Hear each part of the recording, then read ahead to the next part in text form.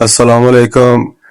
ਤੁਸੀਂ ਵੇਖ ਸਕਦੇ ਆ ਕਿ ਵੀਡੀਓ 'ਚ ਮੈਂ ਤਿਲਾਂ ਨੂੰ ਪਾਣੀ ਲਾਇਆ ਸੀ। ਮੈਂ ਤੁਹਾਡੇ ਨਾਲ ਸ਼ੇਅਰ ਕਰਾਂ ਕਿਉਂਕਿ ਇਹ ਪਹਿਲੀ ਵੀਡੀਓ ਇੱਕ ਬਣਾਈ ਸੀ ਜਦੋਂ ਇਹ ਕਾਸ਼ਤ ਕੀਤੇ ਸੀ ਤੇਲ, ਉਦੋਂ ਹੀ ਵੀਡੀਓ ਬਣਾਈ ਸੀ ਤੇ ਇਸੇ ਚੈਨਲ ਤੇ ਅਪਲੋਡ ਵੀ ਕੀਤੀ ਹੋਈ ਸੀ YouTube ਤੇ ਨਾ। ਪਾਣੀ ਲਾ ਦਿੱਤਾ ਰਾਤੀ ਇਹਨਾਂ ਨੂੰ। ਤੇ ਅਕਸਰ ਇਹੀ ਪੁੱਛਿਆ ਜਾਂਦਾ ਵਾ YouTube ਤੇ, ਸਵਾਲ ਕੀਤਾ ਜਾਂਦਾ ਵਾ ਕਮੈਂਟ ਦੇ ਵਿੱਚ ਵੀ ਕਿ ਮੈਨੂੰ ਤਿਲਾਂ ਨੂੰ ਪਾਣੀ ਕਿੰਨੇ ਦਿਨਾਂ ਬਾਅਦ ਲਾਉਣਾ ਚਾਹੀਦਾ। ਤਿਲਾਂ ਨੂੰ ਪਾਣੀ ਉਦੋਂ ਹੀ ਲਾਉਣਾ ਚਾਹੀਦਾ ਜਦੋਂ ਮੁਕੰਮਲ ਤੌਰ ਤੇ ਗਰੋਥ ਕਰ ਰਹੇ ਹੋਣ, ਜ਼ਮੀਨ 'ਚ ਸਾਰੇ ਬਾਹਰ ਨਿਕਲ ਆਉਣ ਜਿਵੇਂ ਆ ਨਿਕਲੇ ਖੜੇ ਆ ਤੇ ਪਾਣੀ ਦੀ ਇਹਨਾਂ ਨੂੰ ਤਲਬ ਹੋਵੇ, ਪਾਣੀ ਤੇਲ ਮੰਗਣ, ਉਦੋਂ ਪਾਣੀ ਇਹਨਾਂ ਨੂੰ ਲਾਉਣਾ ਚਾਹੀਦਾ। ਅਸੀਂ ਲਾਇਆ ਪਾਣੀ ਇਹਨਾਂ ਨੂੰ 18 ਤੋਂ 20 ਦਿਨਾਂ ਬਾਅਦ ਪਾਣੀ ਲਾਇਆ ਵਾ। ਖੇੜਾਂ ਤੁਹਾਨੂੰ ਦੱਸਿਆ ਸੀ ਉਸ ਵੀਡੀਓ ਵਿੱਚ ਵੀ ਕਿਉਂ ਕੱਢੀਆਂ ਵਾ, ਠੀਕ ਨਾ, ਤੁਸੀਂ ਵੇਖ ਸਕਦੇ ਜਾ ਕੇ ਉਹ ਵੀਡੀਓ ਤੇ ਵੇਖ ਸਕਦੇ ਹੋ ਤੁਸੀਂ ਤੇਲ ਨਿਕਲੇ ਹੋਏ ਬਾਹਰ, ਕਿਉਂਕਿ ਛੱਟਾ ਮਾਰ ਕੇ ਤੇ ਖੇੜਾਂ ਕੱਢੀਆਂ ਸੀ। ਇਸ ਵਾਸਤੇ ਕੋਈ ਬੀਜ ਉੱਤੇ ਆ ਕੋਈ ਥੱਲੇ ਰਹਿ ਗਿਆ, ਇਸ ਵਾਸਤੇ ਨਾ ਮਤਲਬ ਪ੍ਰੋਪਰ ਇਹ ਚੇਪਾ ਨਹੀਂ ਲੱਗਾ ਵੀ ਇੱਕ ਲਾਈਨ ਦੇ ਵਿੱਚ ਹੋਣ।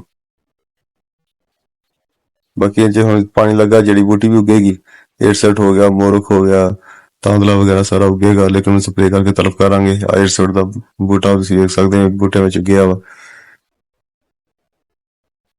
ਏਡਸੈਟ ਵਿੱਚ ਉੱਗੀ ਖੜੀ ਆ। ਬਾਕੀ ਇਹਨੂੰ ਸਪਰੇਅ ਕਰਾਂਗੇ ਇਨਸ਼ਾਅੱਲਾ, ਇਹਦੇ ਨਾਲ ਤਲਫ ਹੋ ਜਾਏਗੀ ਸਾਰਾ ਜੜੀ ਬੂਟੀ ਜਿੰਨੀ ਵੀ ਹੈ।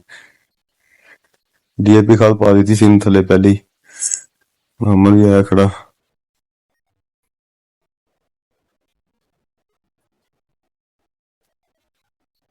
ਵੇਖ ਸਕਦੇ ਹੋ ਤੁਸੀਂ ਪਾਣੀ ਲੱਗ ਚੁੱਕਿਆ ਰਾਤ ਨੂੰ। ਬਾਕੀ ਤਿਲਾਂ ਨੂੰ ਜਿਹੜਾ ਪਾਣੀ ਨਾ ਇਹ ਜ਼ਰੂਰ ਲਾਉਣਾ ਚਾਹੀਦਾ। ਕੋਈ ਕਹਿੰਦਾ ਨਾ ਤਿਲਾਂ ਨੂੰ ਪਾਣੀ ਨਹੀਂ ਲਾਉਣਾ ਚਾਹੀਦਾ, ਉਹ ਗੱਲ ਗਲਤ ਆ। ਇਹ ਤਿਲ ਜਿਹੜੇ ਮੁਕੰਮਲ ਤੌਰ ਤੇ ਬਾਹਰ ਨਹੀਂ ਸੀ ਹਜੇ ਆਏ, ਇਸ ਵਾਸਤੇ ਖੱਤਾ ਛੱਡ ਦਿੱਤਾ ਵਾ, ਇਹਨੂੰ ਨਹੀਂ ਭਰਿਆ। ਇਹ ਜਦੋਂ ਮੁਕੰਮਲ ਤੌਰ ਤੇ ਬੂਟੇ ਦੀ ਜਰਮੀਨੇਸ਼ਨ ਪੂਰੀ ਹੋ ਜਾਏਗੀ, ਉਸ ਤੋਂ ਬਾਅਦ ਫਿਰ ਇਹਨੂੰ ਪਾਣੀ ਅਸੀਂ ਲਾਵਾਂਗੇ ਅੱਲਾ ਖੈਰ ਕਰੇ। ਬਾਕੀ ਜਿਹੜਾ ਪਾਣੀ ਲੱਗਾ ਉਹਦੀ ਜਰਮੀਨੇਸ਼ਨ ਮੁਕੰਮਲ ਆ। ਇਹ ਖਤਾ ਇੱਕ ਨਾ ਮਤਲਬ ਥੋੜੀ ਜਰਮੀਨੇਸ਼ਨ ਇੰਚ ਘੱਟ ਹੋਈ ਸੀ, ਇਹਨੂੰ ਛੱਡ ਦਿੱਤਾ ਵਾ। ਫਿਰ ਮੁਕੰਮਲ ਤੌਰ ਤੇ ਬਾਹਰ ਆ ਜਾਣਗੇ ਫਿਰ ਇਹਨੂੰ ਪਾਣੀ ਲਾਵਾਂਗੇ।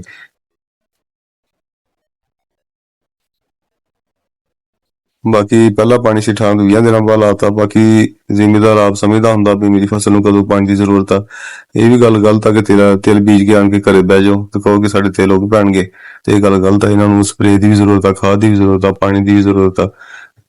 ਤੁਸੀਂ ਹਰ ਰੋਜ਼ ਸਵੇਰ ਜਾਂ ਦੁਪਹਿਰ ਨੂੰ, ਸ਼ਾਮ ਨੂੰ ਤੁਸੀਂ ਉਹਦਾ ਫਸਲ 'ਚ ਜਾਓ, ਤੁਹਾਨੂੰ ਪਤਾ ਆਪੇ ਫਸਲ ਦੱਸੇਗੀ ਕਿ ਮੈਨੂੰ ਪਾਣੀ ਦੀ ਜ਼ਰੂਰਤ ਹੈ ਜਾਂ ਨਹੀਂ।